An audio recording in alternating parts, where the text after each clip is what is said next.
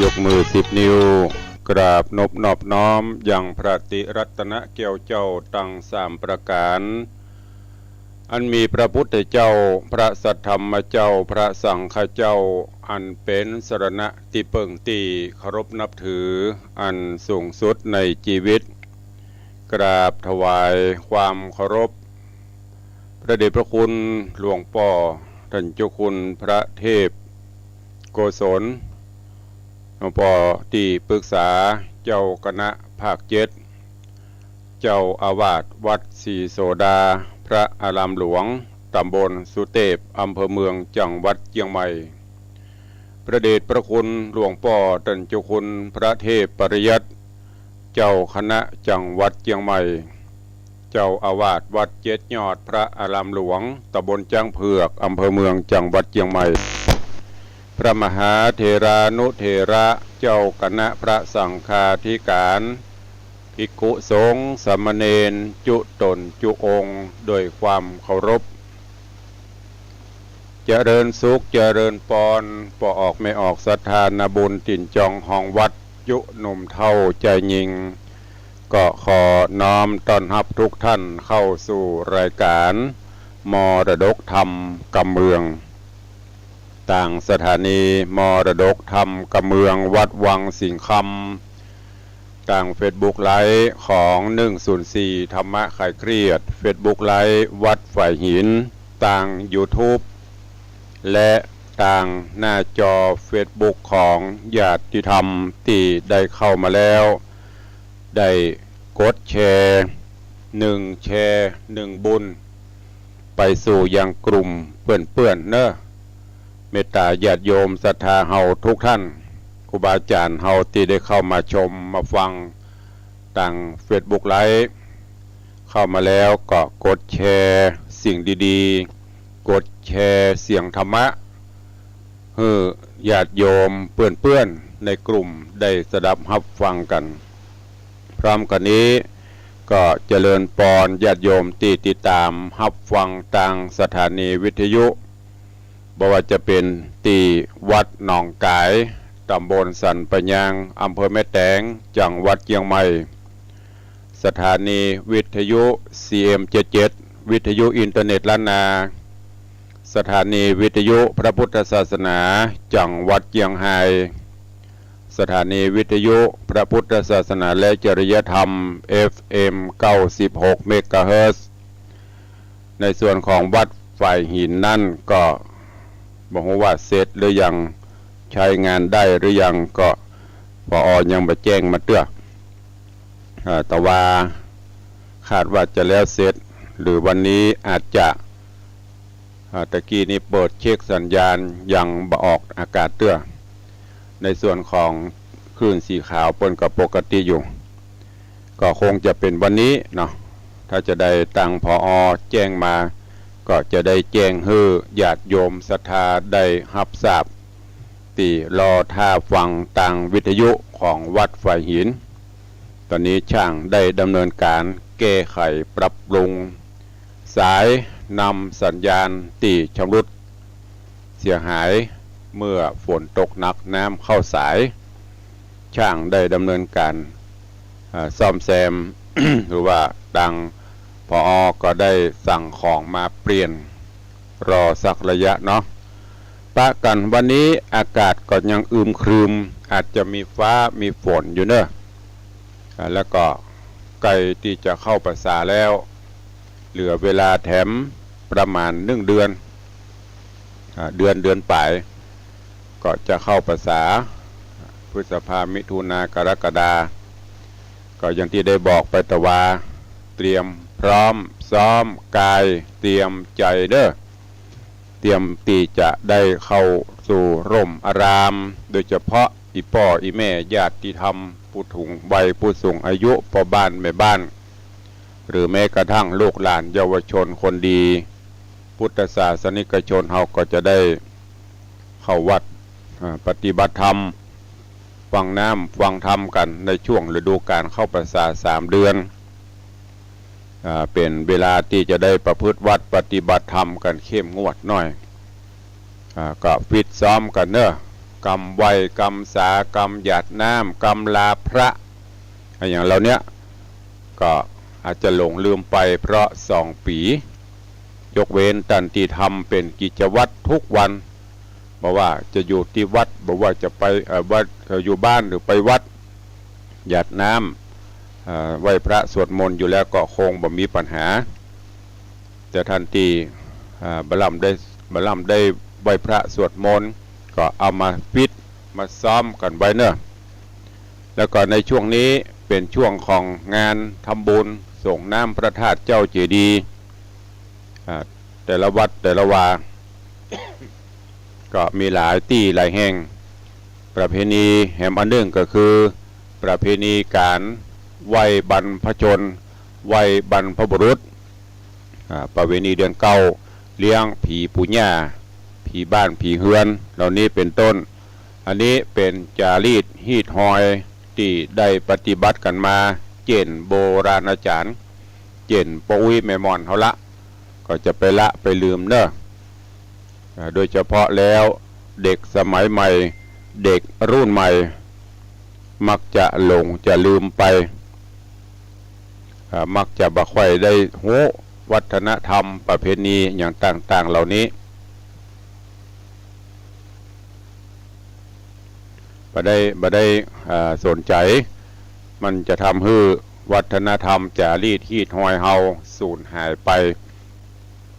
ก็ฝากไว้กับญาติโยมศรัทธานาบุญทั้งหลายเนอะท่านผอ.แจ้งมาบัดเดี๋ยวนี้สดร้อนอาจารย์พระครูสมุวิสุวัตรวรกิโจบอกว่ายังบัดเสร็จครับช่างขึ้นไปติดได้ห่วงเดียว ฝนตกวันนี้ถ้าฝนบัดตกก็คงจะเสร็จเนี่ยฝนมันก็ตั้งรูปบัดตกตั้งบนมันตกนะถ้าฝนตกแล้วอันตรายก็ขอบพระคุณอาจารย์พระครูสมุวิสุวัตรเนอะท่านผู้อำนวยการสถานี104ถ้าฝนไม่ตกพรุ่งนี้ก็จะได้ยินเสียงเจี้ยวแต่ถ้าฝนตกก็ต่ออายุไป แจ้งข่าวให้ญาติโยมทั้งหลายปล่อยแม่ตัว วันนี้ก็เข้าสู่หัวใจของรายการก่อนมาฟังธรรมะในเรื่องของสุวรรณหอยสังเทศนามาถึงยังผูกทวนที่4ตะวันนี้จบไป1 ตอนวันนี้ก็ฟังกันต่อเรื่องราวของสุวรรณหอยสังในตอนที่แล้วลำดับลำดามาถึงที่ป่อเต้าสามนก็ถามว่าเปิงใจปอใจรจนาลูกก็ที่ไปเลือกเอาเงาะป่ามาเป็นผัวเต้าสามน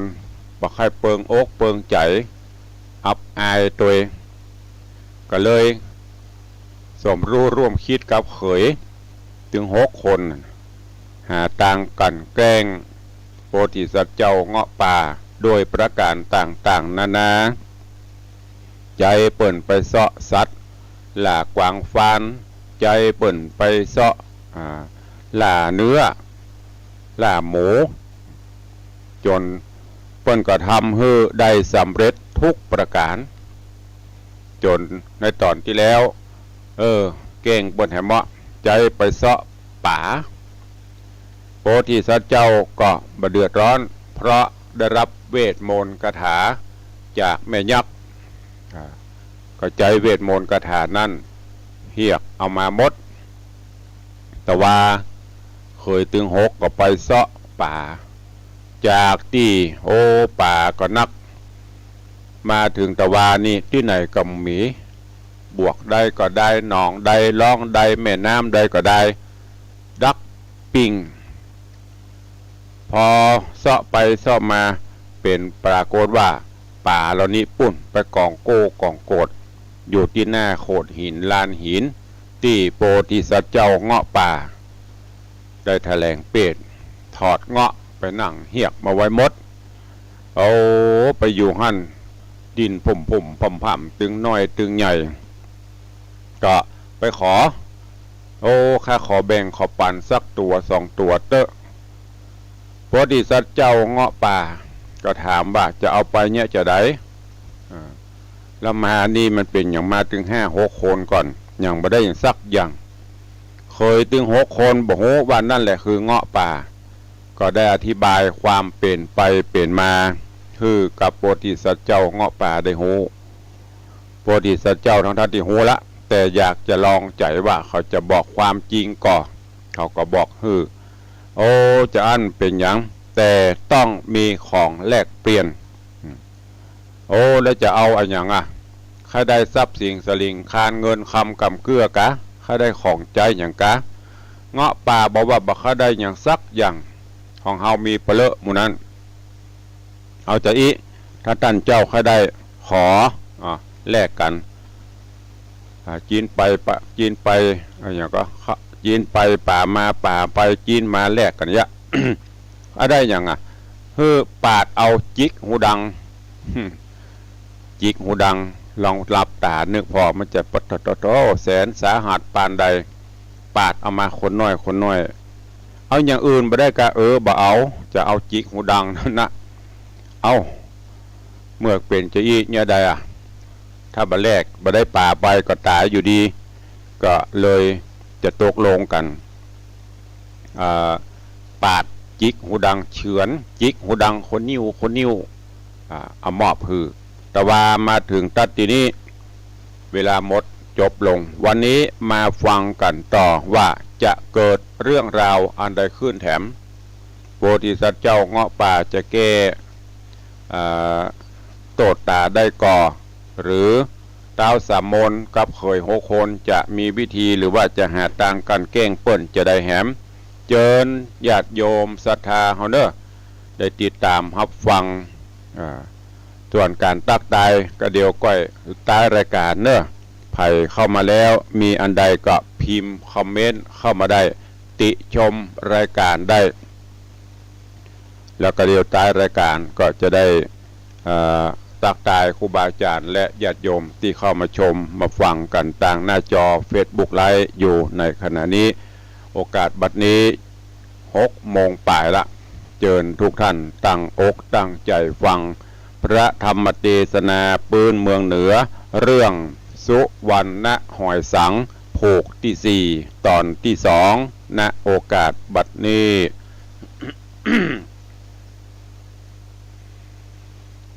นะโมตัสสะภะคะวะโตอะระหะโตสัมมาสัมพุทธัสสะสัทธโบฟังลาโสตุจนะสัพปุริสะตังลายตั้งยิงและใจมวลโมดีได้ปากันอยู่ธรรมธาดาฟังยังรัศธรรมเทศนาสุวรรณหอยสังลำดับมาแถมแล้วเนื้อเจ้าขอเจิญศรัทธาต่างหลายหนุ่มเท่าจุงตั้งจิตใจเราทำตาและดาฟัง ต่อไปไปนานีและนาอัฐาน้อยกาละยามนอนนา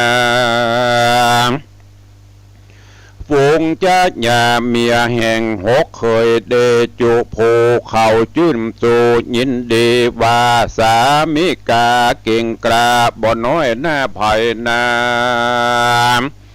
เขาลือจะอวดอ้างว่าไปต่างป่าจะเดินกว่าดงนาได้มักกะได้มิกาหมู่เนื้อบรังเรือแลมคืนบ่อปูดตื่นได้หมูเมื่อไปดูต่างน้ำก็ว่าซ้ำได้ป่าเป็นปันนาการมาถวายป้อได้โดยหม้อฉับพรานเขาอู้กันเป็นตาเนียกล่าวกล่าวว่าอู้จ่าใครหัวนะเหิดสู่จ่าฟู่อู้เป็นลายส่วนเคยตั้งลาย6 ดาวต่างจื้นเงาใครหัวเนี้ยเส้งตัวแย้มย้อยปิดความให้ไว้ในใจเมื่อกลับไปเหือนแล้วอู้กับมิ่งแก้วจะยา เงียปากจาหวานอวดกระหานจบแกว่นตังกะเม่นไข่มันหากวางฟันหมูป่าจะเดินกว่านาทีเงียบป่ามีในนามกลมงำนาพอลงตามเปะตามเป็นตรงเฮือนอยู่เพราะกลัวฟงหมู่เมียหันยังจิกดังขาดหันหอยปาดหูต้นมือตังมวนสุกเสือซ่อนไว้เปื้อกลัวหันปลายมืออันปูดขาดกับหอยปาดตามมือจะลืออดอ่อนว่าเจ้ากู้สอนปิงเป้าอันตัวเฮากระตามยังกิจกรรมครั้งนี้กันจากจีแถลงไขก็เสียงไผ่บ่อน้อยเมื่อเรียบร้อยก็สุขใจกาละในครั้งนั้นฝูงหมู่จานเมียแปงเขาก้อยแย่งปอดนาแห่งนอฟ้าผัวควันเขาเล้งหันใบหูเข้าไปดูจิ้มไกลก็ซ้ำว่าได้หันดังแห่งสามีกังปูดขาดหัตถบาทตามือนิ้วก้อยลือปลายปีนนิ้วก้อยลือปลายปีนปูดขาดขินเป็นหอยจริงตามก้อยดูว่าปีข้าเป็นสังเจส่วนสามิกาตอบดันว่าดูรานางโนงครานแห่งปีการไปครั้งนี้มีภัยแย้มกูปีไปสู่ป่านามมาก้าบังมะนามมาฆ่านามวายใบขาลายมาบาดใบหูขาดเสียไปกวางจังไหลล้นเขาหมู่ปี้เจ้าไล่โตโอยมานสามในบันลุนดันเล่าป่ากันเข้าไปหาป่าในกงกาเม็ดน้ำตัวปี้ซ้ำลงงมดำน้ำจมลงปืนป่าเป้าตื้นจิกดังตีน้ำวังขุนหันและน้ำส่วนปลายมือกับตามือโมกูปี้ถือแหวันน้ำกระโดดซ้ำลงงมถูกผาคมหินจาดในน้ำนาบาดเขาเอาเจ็บแต่เล่าแนะนำก็มีแลเมื่อนานนางกัญญาเมียเจ้าจ๋าเก่าเล่าลมควรว่าบ่อสำคัญพี่อายบ่อพังให้ยังดีมีภาษีเหนือกว่าผัวอิลาอักโคแม่ปุถโธไกลกันฟ้ากับดินยังหูว่าไกลจะเพียบใดเหมือนพี่กับผัวอีลาผีพรายนั่นแหละมหาสะโตโอส่วนเจ้าสุวรรณหอยสั่งอันนั่งยังบนหินกาละเย็นกวนแล้วพระนอเกียวก็เหาะสานมานำมัชชาเสียบไม้เฮอเต่าไทยราชามีนำนาบ่อน้อยองค์ยอดซอยราชาหันฝูงปลานันเราก็หากเต่ากึดใจว่าเป็นสันใดมันยังมาเก่งได้เร็วเร่งฉับพลันตอนตาวันข้างอยู่ตัวหลังหมู่ปุตตามันนี่นาเกี่ยวกระหากเก่งกระปอมันและนา ส่วนพญาสามมนตราชราชาเมื่อหาอุบายปองคาไอ้เงาะป่าหลวงลายบ่อสมไม้ดังขาดจริงเรียกอำมาตย์เศษนาและจามาตาหกเคยเจ้าเฮือรีบเข้ามาหาใครขี่เนื้อเล่าโอว่าไผ่หักหูอุบายเฮือมันตายความนาจุงบอกขามาไวเขาน้อมไวพญาว่ายินเงือยินงืดนักหนาบ่อน้อยตัวมันปอยบ่เล่างามหากมีความเกลียวกล้าบ่อน้อยบ่น้อยนะคนใดคนฝูงใดหูข่าวก็ว่าอย่าลื่นคนเงาได้จ่าหม้อแกงนะได้เดือดดังอีเขากล่าวจี้ไปมาโดยกามจะ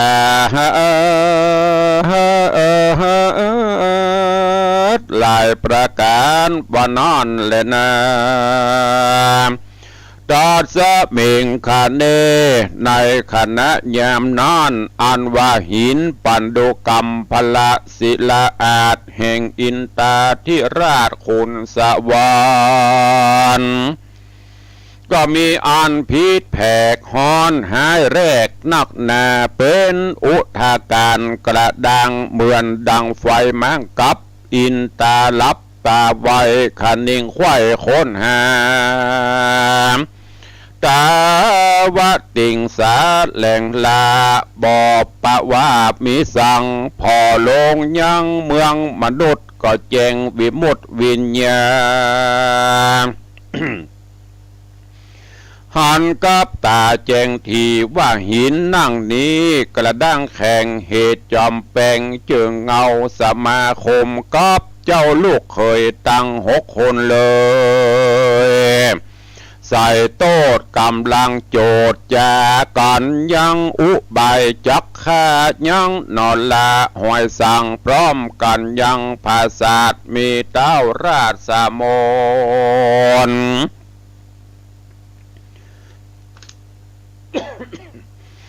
กับเขยตน6 เจ้าเสนาเก้าเสนาปลายหากควันควายหาโตดบ่พิษโสดองเกิดจากอำลาเกิดจากยำลาบสาเกิดขนาบคาแกงกินองค์ภูมิมินเจื้อโคดนอพระเจ้าโพธิสัตตากวนเราลาไปช่วยเตื่อมกรรมโดยสมปานยังปารมีญาณตันเจ้าบ่ฮือเศร้าพาโกดใส่บดดีสะอาดดังตาวันปาดบ่อดีบนเขาคิรีเมรุลาดโดยเตจะอาจลือเรืองบ่ฮือเครื่องโศกใหม่ครั้งนี้ใส่ตัวหาวจากช่วยเอาหน่อแก้วกำราบแล้วยังพญาสามันตราชตั้งอำมาตย์เสนาและราชปุตตาหือใดกันแก่นไทยองค์อินการจีนตันนาดังอีก็เสด็จจากตีมือเฮืองโบนลงไปสู่โโลกลามจอดบนฟ้ากลางหาวห้องบนเราอากาศไกลปราสาทพญาสามนมีตัวตนองค์อาจแล้วห้องประกาศเสียงดังเหมือนดังฟ้าห้องสนั่นกองรัฐา ว่าโดราพญาสามนเฮยฟังบอยบอยจำไว้กูจักบอกเฮอมึงฟังคือตั้งแต่วันผูกเป็นเก้าถูกนัดหมาย7 วันหลายเป็นเขตเฮอเจ้าประเทศขึ้นมา บนเวหาอากาศบนต้องราชสนามหลวงที่เขตคงแห่งนี้เพื่อใครบอกยี่ปัญหา2 ข้อหน้าหือใดข้อ1จงจำไว้นำไปกึดในใจหือแจงหือมันแห้งสงสัยเกิดวันในโลกนี้ที่อยู่ในเมืองคนกับตังโหนโลกหน้าพับต้องฟ้าอินพรหมนับล่วงกลมแผ่นละในขอบฟ้าจักรวาลทุกสถานแห่งห้องมืดตึบตองตันพิงเหมือนใจยิงเข้าทำเดือนดับซ้ำลับตามืดนักหนายิ่งกว่ามืดตั้งมวลเจ้าหันกวนเป็นมืดอันดำผืดสันไดจงความไว้ไข่หือพอข้อ2 นอแถมกามขอโจทย์อย่าหือแม่นใส่เจงแวะใส่เจงเว้นงามดีในโลกีมนุษย์จะหลวง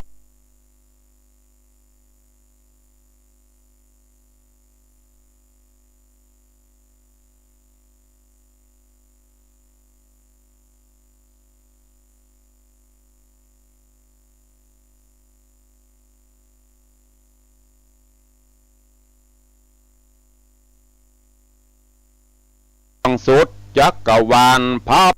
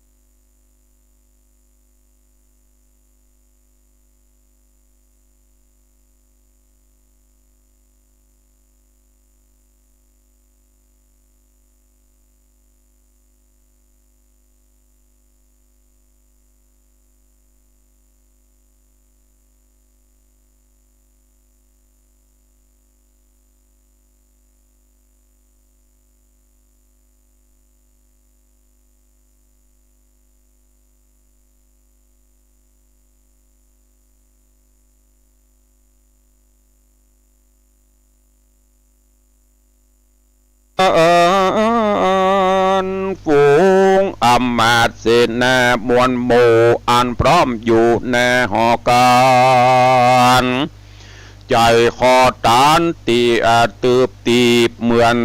กิมกีบหัวใจอุปไมยดังฟ้าลงสู่ลาเต็งหัวสิเนโร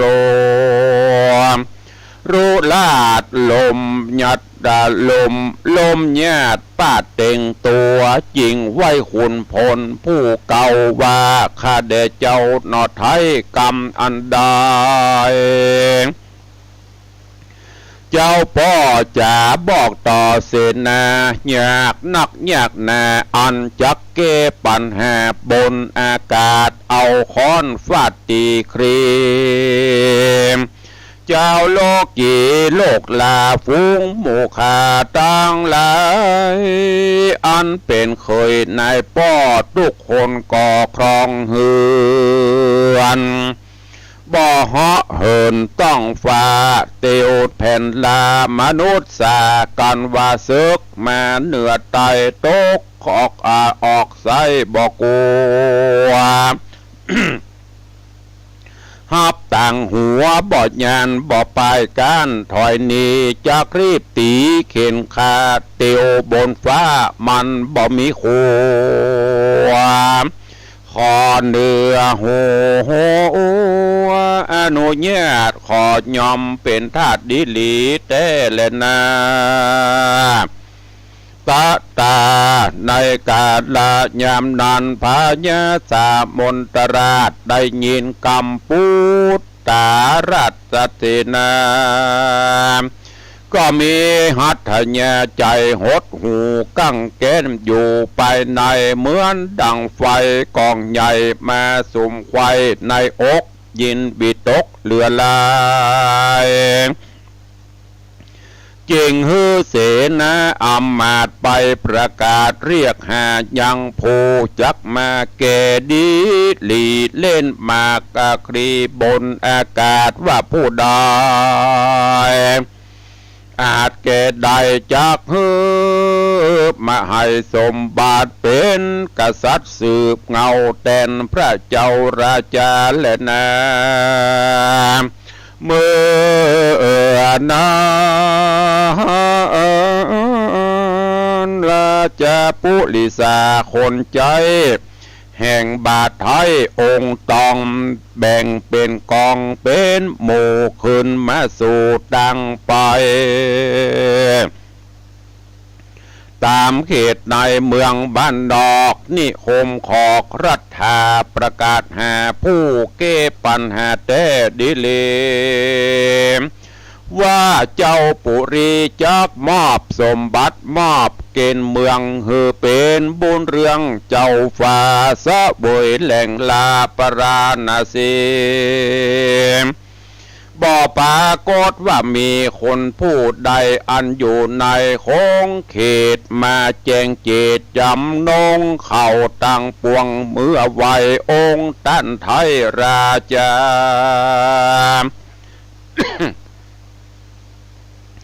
ว่าข้าแด่มหาราชเจ้าข้าน้อมเกลาไวสาในรัฐาคงเขตตัวประเทศเมืองเฮา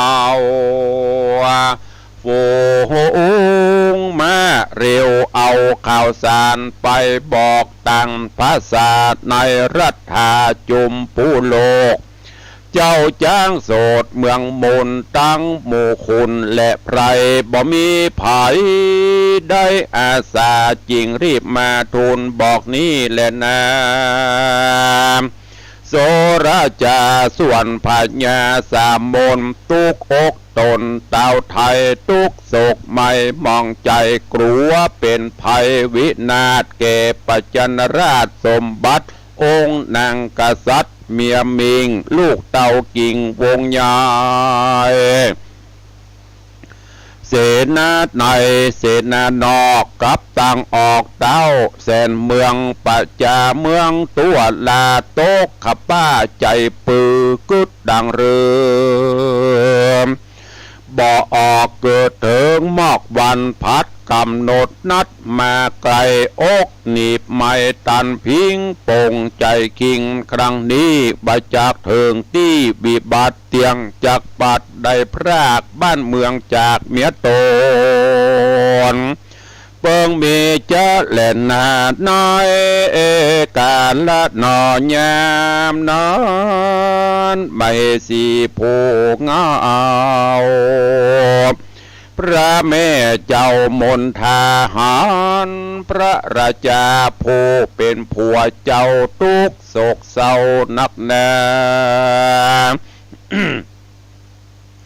บ่อูบ่จ่าปากใดนางนอไทยทุนสาว่าข้าแด่พระราชาปีเจ้าดังข้าเจ้ากึดใจกวนเฮาไปบอกกล่าว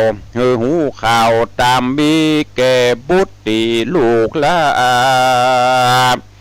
กับไอ้เงาะป่าจังไรขอพี่ไทยสั่งกำไปข้าน้องไทยข้านิ่งหันยังเจ้าเงาะจักดีจะรอยว่ามันมีฤทธิ์เดชหูจบเปตตังมวลหากสมควรบ่ผิดอยากอ่านคิดจัดแจงตกแต่งแปลงคนใจนา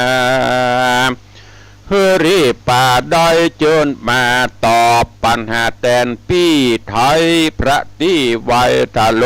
งธรรมเล่นแก่หนอล้ำมากรีหูเม่นหูบอดีแม่นหูบอดีจ้างสังคะแนนดังคะแนนตังในดีใจบอดีกดเลวลักสิกเสียวเงินคำกวนก็กวนย้ำถือใดล่างเตื้อใสนั่นน่ะเป็นวัฏฐาพาเก่าห่อคำเล่าดีลีขอปัจจาบดีจึงเจ้าโกดเรียกเขามาหาก็จักเปิงกวนจะเล่นนาเนติตังขีเนสังวันนาวิเศษจะห้องเหตุธรรมเทศนาสุวรรณหอยสั่งผูกทวนที่สี่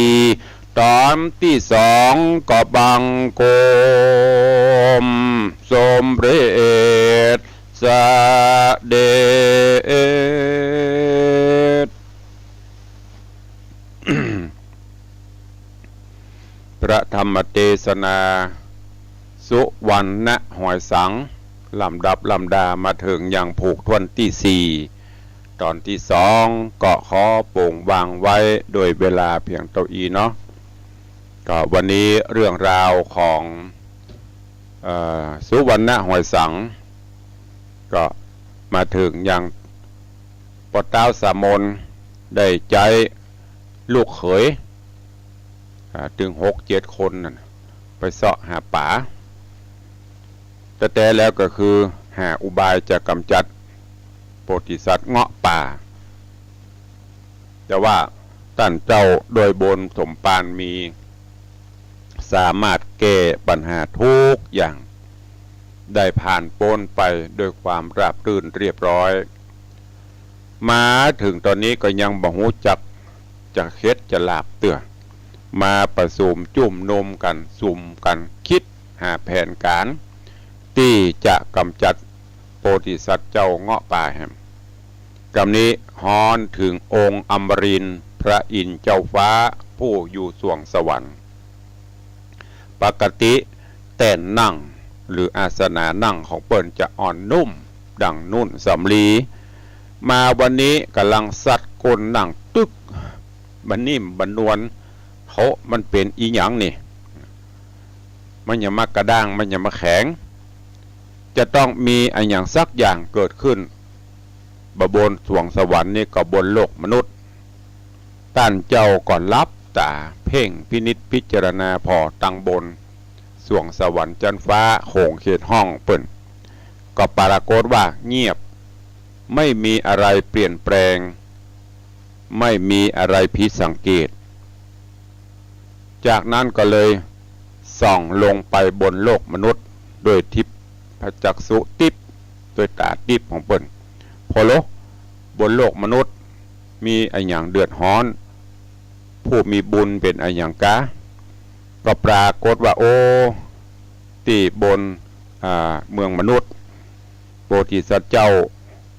เงาะป่ากำลังได้รับความทุกขเวทนาเปิ้นใส่โตดใส่ตากันแกล้งหาทางกำจัดถ้าเอาไปลงไปช่วยก็จะต้องมีเหตุอันใหญ่หลวงเกิดขึ้นแถมเกิดได้จะอีองค์อมรินทร์พระอินทร์เจ้าฟ้าก็แถลงเปรตลงมาสู่ยังเมืองของปอเต้าสามมนแล้วก็หล่องลอยสยองอยู่ฮะคือเต้าสามมนได้หูพร้อมกับลั่นวาจาบอกกล่าวฮือเต้าสามมนได้หูว่าโอ้บัดนี้ข้าได้ลงมาที่นี่เพื่อที่จะมาตาพนันขันต่อกันเนอะแล้วก็มาถามปัญหาโดยมีการกำหนดเอา7 วันเป็นเกณฑ์ถ้าตอบปัญหาได้เล่นตีครีแป๊ะก็จะปลอดภัยแต่ถ้าตอบปัญหาไม่ได้ตายแน่บ้านเมืองย่อยยับชิบหายแน่โดยปัญหานั้นเปิ่นได้กิตนาถามคนว่าข้อ1อันเนี้ยให้จำไว้ในใจเนอะในโลกนี้ที่อยู่บนโลกมนุษย์เขาเนี่ยปนห้องว่ามีไอ้อย่างพ้องมีไอ้อย่างที่มันมืดสนิทเหมือนเดือนดับรับตาก็มืดมืนตาก็มืดอันที่2อันอย่างที่ บนโลกนี้แจ้งใสสว่างรับตาก็แจ้งมืนตาก็แจ้งคือแก้ปัญหา2 ข้อนี้ทักแกเบาเต้าแต่นั้นแล้วคือหาไม้ค้อนมาเล่นมาตีเชิงใจล่อกันโอ้อู้ง่ายๆก็คือไปรบกันบนอากาศปุ่นพอเสร็จเรียบร้อยมีการพนันบันบอกให้ว่าภายใน7 วันมาปะกันที่นี้ไปคิดค้นไปหาคำตอบปัญหาตัว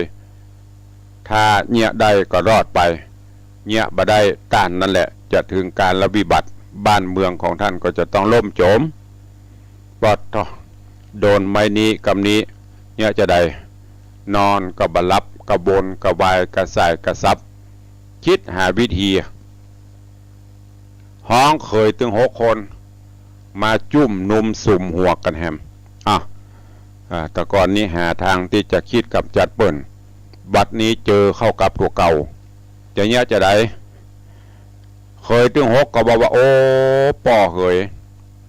ถ้าไปตังดินเตียวดินกินหญ้านี่ดีกะไปได้ช่วยได้อยู่อันนี้พวกไปบนอากาศพวกมันจะมีที่เดียวหรอมันมีลานบินหรอไปได้ป่อเคยเนี่ยบ่ได้ป่อจะทำโทษก็ทำเตอะ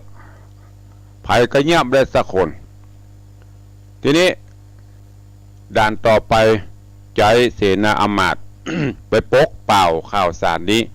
ว่าไผ่สามารถตอบปัญหาได้ไปตีครีไปเล่นอย่างต่างๆกับที่เปิ่นมาตาได้บนอากาศคนใดทำได้ข้าจะยกบ้านยกเมืองฮือเป็นเจ้าเมืองแตนข้าไปเลย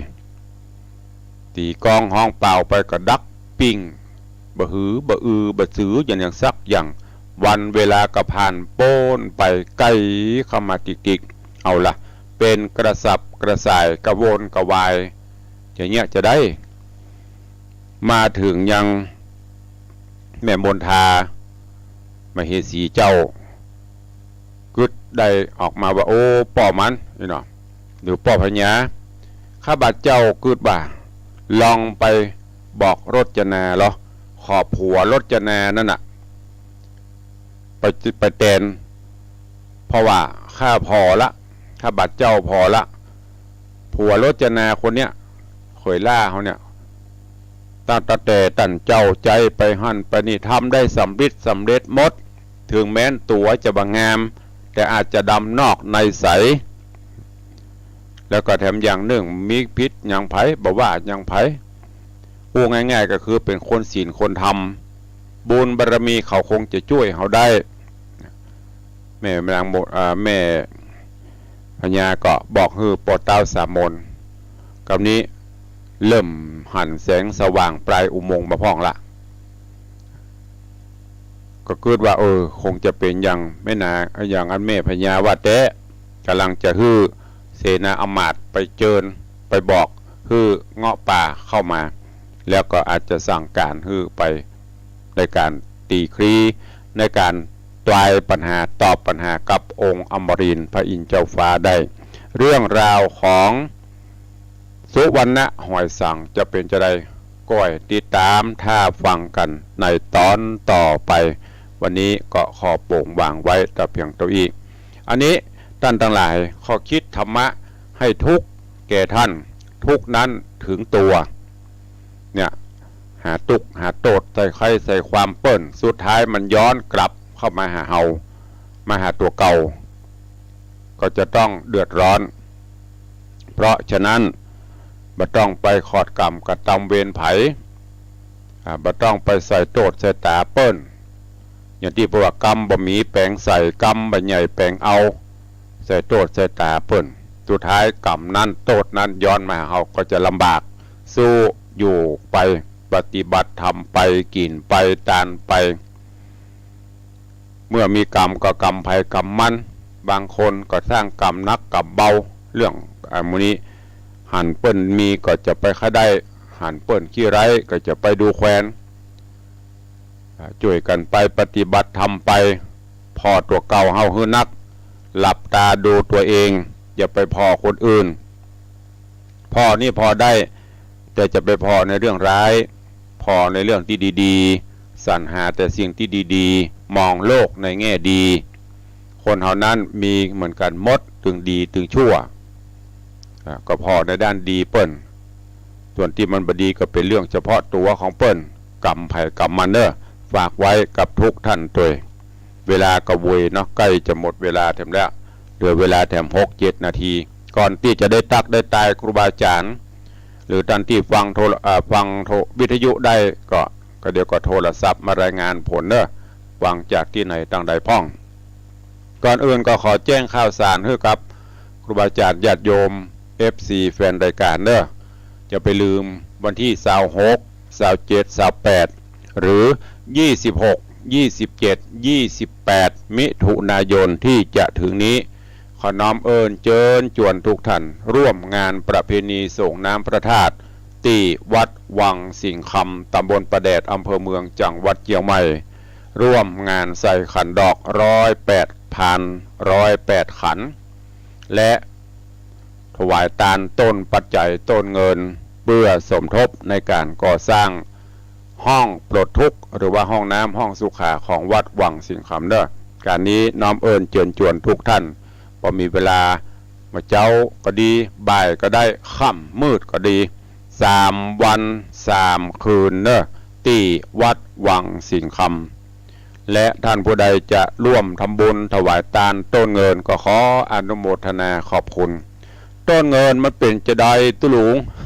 ก็คือต้นปัจจัยนั่นแหละปักต้นคาก็ดีจะใส่ซองมาก็ได้ตามอัธยาศัยเนอะและนอกจากนั้นก็ยังจะมีสายบุญต่างๆ ที่เพิ่นจะได้นำเอาต้นเงินต้นทองต้นปัจจัยมาให้มาหอมมาห่วมบุญกุศลกับต่างวัดหลายที่หลายต่างโดยเฉพาะในวันที่26นี่ก็จะมีต้นปัจจัยต้นเงินจากบ้านโยมสุรัตน์เสาคำหรือบ้านโยมตู่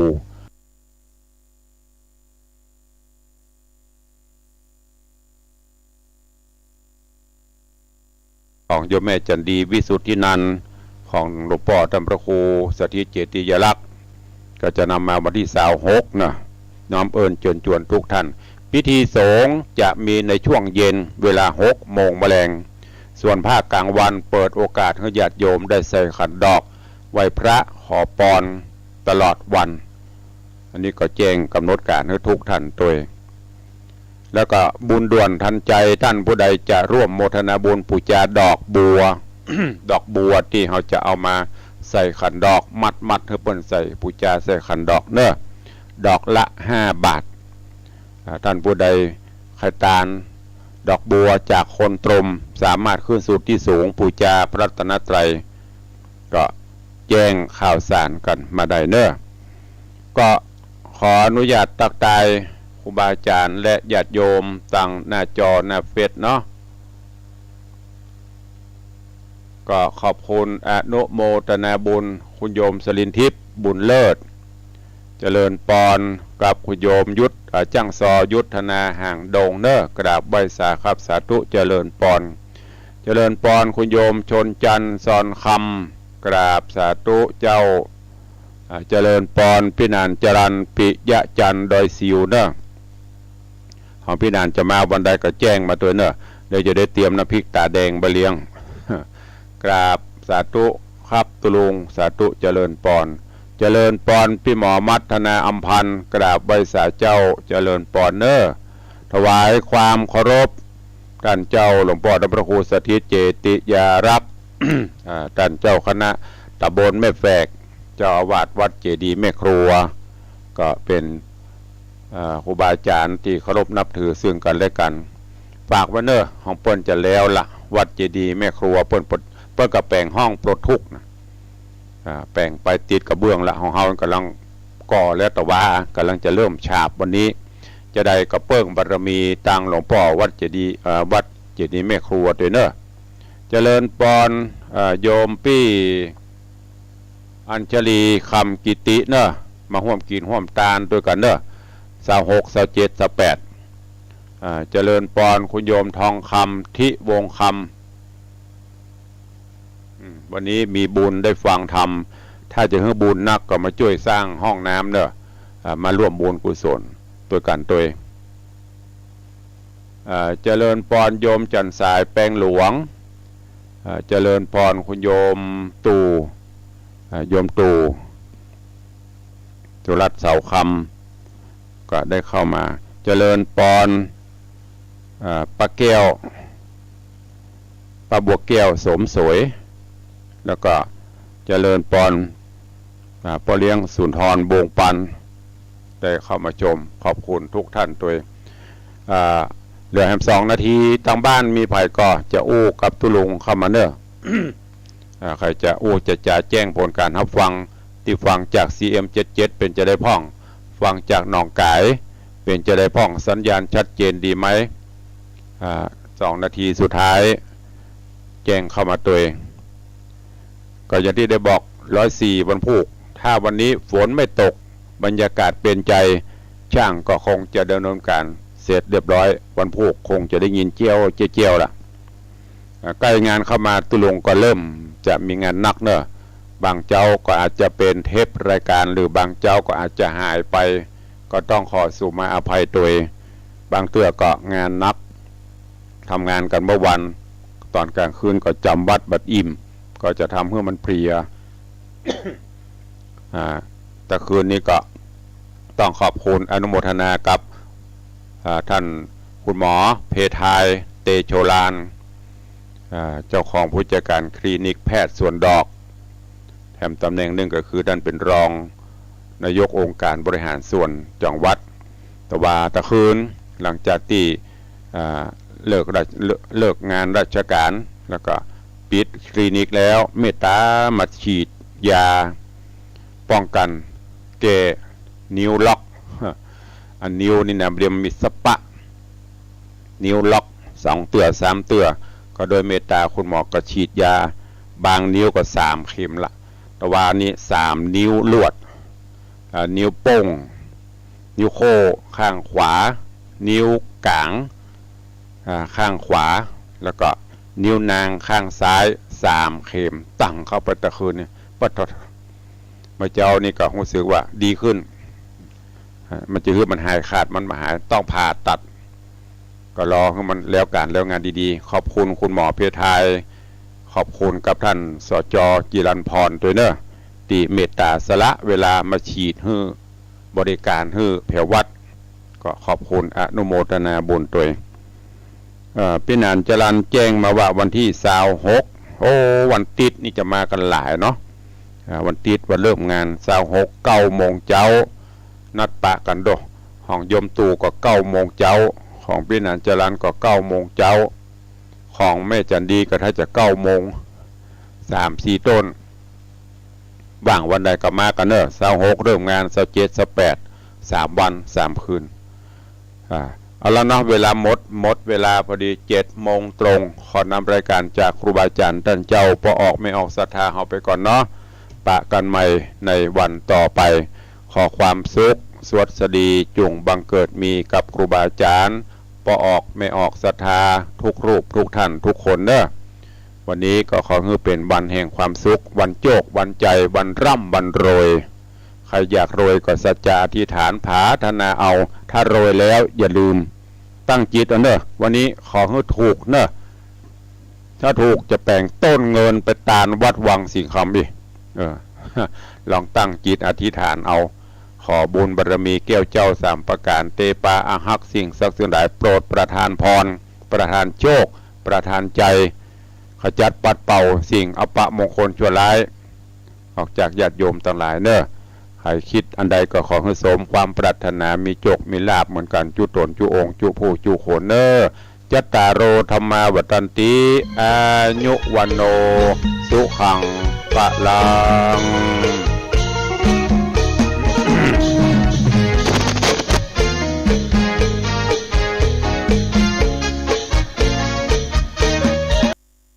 65งบกลางรายการเงินสำรองจ่ายเพื่อกรณีฉุกเฉินหรือจำเป็น